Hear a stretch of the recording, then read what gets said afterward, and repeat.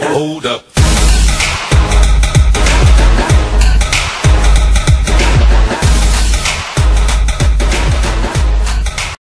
C'est une première en Belgique. Un important laboratoire de cannabis synthétique vient d'être démantelé chez nous. Les faussaires produisaient chaque semaine 600 kilos de cette drogue de synthèse obtenue par mélange de produits chimiques. Le cocktail est très dangereux pour la santé et indétectable avec les tests classiques. C'est une information de nos collègues de la VRT, commentée par Annick Capel.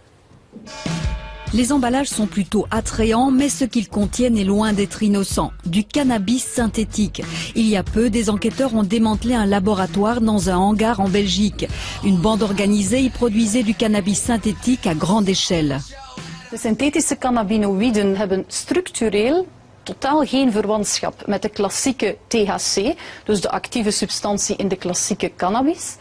Maar ze zorgen er wel voor dat er in de hersenen dezelfde effecten veroorzaakt worden als wanneer je de klassieke cannabis gebruikt. De la poudre venant de Chine, mélangée à de l'acétone dans une bétonnière, le procédé est simple. Chaque semaine, ce laboratoire en produisait 600 kilos, valeur 2 millions d'euros. Le produit se vend, paraît-il, plutôt bien et devrait bientôt connaître un véritable boom. Mais s'il est plus puissant que le cannabis classique, le synthétique est aussi beaucoup plus dangereux. Bij sommige van die producten moet ik echter zeggen dat er volgens mij te veel chemische cannabinoïden toegevoegd zijn, waardoor ik hartkloppingen kreeg. Dat zijn producten waar mee geëxperimenteerd wordt, waar mensen combinaties maken en die spijtig genoeg zeker wel tot opnames in de spoed leiden. In Nederland en Engeland is dat tientallen keren gebeurd en spijtig genoeg soms ook met fatale afloop. Le problème, c'est que le cannabis synthétique est indétectable au test de salive, puisque ses composants ne figurent pas sur la liste des substances illégales. Et tant que ce business lucratif n'est pas interdit, de nouvelles variantes risquent d'apparaître sur le marché. Alors, je me tourne vers vous. Oui. Est-ce qu'il est possible de commander de la drogue sur Internet aujourd'hui? Oui, c'est pas une blague, hein. Ça se fait de plus en plus souvent. Et pour commander de la drogue sur Internet, seuls quelques clics suffisent. Vous payez la marchandise et hop, vous la recevez à la maison ou dans un point relais. Ouais. Exactement comme si vous aviez commandé une paire de chaussures ou une nouvelle veste. C'est un peu inquiétant, ça nous a inquiétés d'ailleurs. Et pour ceux qui seraient tentés, c'est pas sans risque. Samy Osni. Des petits paquets colorés au nom exotique, un marketing soigné pour un public jeune, voilà à quoi ressemble le cannabis de synthèse acheté sur Internet. Aujourd'hui, des dizaines de sites vous vendent de la drogue, cannabis, mais aussi champignons hallucinogènes, ecstasy. Payable par Visa, on a fait le test. Nous avons été livrés en 4 jours. On a même reçu une sucette au cannabis en cadeau. De vrais pros. La joyeuse équipe de vendeurs pose d'ailleurs fièrement sur le site. C'est accessible facilement, tout le monde peut commander chez soi. À partir du moment où on se dit que le produit va être livré chez moi, pourquoi prendre le risque d'aller jusqu'aux Pays-Bas, se faire contrôler, avoir des ennuis avec la police, etc.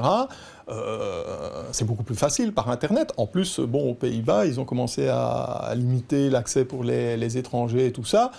Donc ces deux éléments-là mis ensemble, Internet a de beaux jours devant lui. Facile, rapide, mais est-ce légal? D'autant que le cannabis de synthèse qu'on nous a vendu sur le site n'est pas du cannabis. C'est un mélange de plantes imprégnées de molécules de synthèse. Pour contourner la loi, les producteurs changent régulièrement leur formule. La liste des produits psychotropes interdits en Belgique est donc vite dépassée. Un certain nombre de produits ou certains produits qui sont vendus sur ce genre de plateforme sont illégaux selon la loi et donc interdits à la vente. Je pense aux champignons hallucinogènes, je pense aux graines de cannabis, à certaines plantes, voire bien entendu au cannabis de synthèse. Interdit donc, et dangereux. On assiste aujourd'hui à une vague d'intoxication chez les ados. Les effets sont inconnus par les scientifiques, alors on ne sait pas quelles molécules sont toxiques et quelles sont moins toxiques, mais il y avait eu des dizaines de gens au monde qui ont consommé la cannabis de synthèse, qui sont morts ou qui avaient des psychoses, par exemple. Alors, il y a des effets vraiment toxiques. Le docteur Blankart propose d'interdire la molécule générique du cannabis de synthèse. Une nouvelle loi plus efficace devrait voir le jour. En attendant, attention, les effets de ce genre de drogue sont plus qu'aléatoires. Confirmation avec un consommateur régulier de cannabis. C'est un peu comme si je fumais de la paille ou de la terre. Donc on a l'impression de... Oui, non, c'est pas bon. Mal dosé, trop léger ou trop fort, le consommateur prend un vrai risque. À noter également que l'équipe de la police fédérale chargée de surveiller le net vient de se renforcer. Et elle a du boulot. Nous sommes tombés sur des sites proposant de livrer de la cocaïne, toujours par envoi postal, à vos risques et périls. Et Samy, qui a réalisé cette enquête, nous a rejoint. Samy, pourquoi assiste-t-on finalement à un véritable boom des sites internet qui vendent de la drogue? Parce que la législation est beaucoup plus sévère aux Pays-Bas ces derniers temps. Il est quasiment impossible de rentrer dans un coffee shop si on n'est pas résident des Pays-Bas. Donc la plupart des gens se disent c'est plus facile d'aller sur Internet. En plus, on ne vous propose pas, tiens, est-ce que vous avez 18 ans? Non, vous achetez comme ça, c'est assez facile. Mais attention, c'est du cannabis de synthèse, donc danger. Il y a même eu des morts aux États-Unis. Okay, alors on parle du cannabis, mais ce n'est pas la seule drogue qu'on trouve en vente sur Internet. Il y a aussi des drogues dures comme de la cocaïne par exemple. Alors là, on l'a vu, j'ai trouvé de la cocaïne sur ce qu'on appelle le darknet, donc c'est pas facile pour entrer sur ce genre de site. Il faut télécharger un logiciel spécial. C'est je dirais, c'est la face cachée un petit peu d'Internet. L'anonymat des vendeurs et des acheteurs est garanti. Les vendeurs et les acheteurs, on achète en bitcoin, vous voyez, cette monnaie virtuelle. Et pour la police, c'est très très compliqué de remonter à la source. Alors dernièrement, il y a quand même eu un gros parrain qui s'est fait arrêter, un jeune de 31 ans qui faisait le supermarché de la cocaïne sur Internet. Il a pris perpète aux États-Unis. Mais ça continue, vous le voyez. J'ai même trouvé des armes et des détonateurs. Donc, voilà. C'est vrai que le Darknet, il a vu le jour, on va dire, début des années 2000. Il s'est surtout développé à ce moment-là. Et aujourd'hui, c'est vraiment devenu un haut lieu de la vente de drogue sur Internet. Et j'ai trouvé des chiffres qui viennent d'une enquête qui a été faite à l'échelle mondiale auprès de 100 000 consommateurs.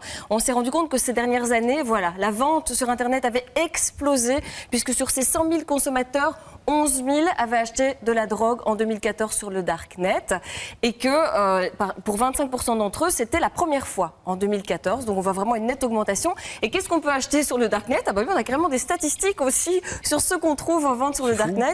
On voit que l'ecstasy est en première place, le MDMA, et puis c'est le LSD, et puis le cannabis arrive en 4e position. Voilà, on a toutes ces statistiques maintenant grâce à finalement des consommateurs qui veulent bien parler de leurs habitudes de consommation, mais toujours de façon anonyme. Alors évidemment. Là, c'est le Darknet, on a compris, Samy, que c'est un peu compliqué pour y rentrer. Vous, le cannabis, vous l'avez trouvé assez facilement sur Google, quoi, en gros, oui, tout à fait. Et il faut préciser que le site, la police a réussi à le couper l'accès lundi.